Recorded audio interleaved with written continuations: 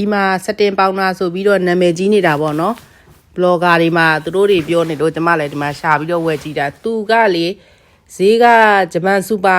မားကတ်တွေမှာရှိတယ်ပေါ့နော်ဈေးက1000ကျော်24နာရီခံပြီးတော့မျက်နှာအစီပြန်တာကိုတတ်တာပြီးတော့စတင်ပေါင်းတာပေါ့မိတ်ကပ်လေးမိအပေါ်ကအုပ်လို့ရှင်သူ့အထက်ကမိတ်ကပ်သားအဖြူရောင်လေးကိုမှဖိုးဖွေးဥဥလေးနဲ့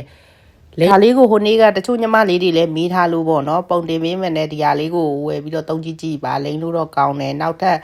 ကောင်းတာလေးတွေတွေ့ရင်လည်းပြောပြပေးဦးမယ်ပေါ့နော်ဒါမေးထားတဲ့ညီမလေးတွေဒီမှာဒီပါတယ်လိမ့်လိုက်လို့ရှိရင်ဖြူဖြူဥဥလေးဖြစ်ပြီးတော့ပေါ့နော်ဈေးနှုန်းလေးကလည်းမဆိုးမျက်နှာကိုကအစီပြန်သမားဆိုတော့လေအစီပြန်တာလည်းတတ်တာပြီးတော့ဒီမှာအထက်ကသူ့ရဲ့မိတ်ကပ်သားပေါ့နော်အဖြူရောင်လေးသူကဟိုမိတ်ကပ်အရောင်မဟုတ်ဘဲနဲ့လိမ့်လိုက်လို့ရှိရင်ခလေးပေါက်နာလို့ဘာလို့တော့နှင်းစီပန်းအနံ့တင်းတင်းလေးနဲ့ဈေးကလည်းတက်တာတယ်မျက်နှာအစီပြန်တာလည်းတက်တာတယ်ပေါ့နော်နာမည်ကြီးနေလို့ကိုလည်းအဲ့ဒါတုံးပြီးတော့တုံးကြည့်တာမစိုးဘူးသီလားဒါလေး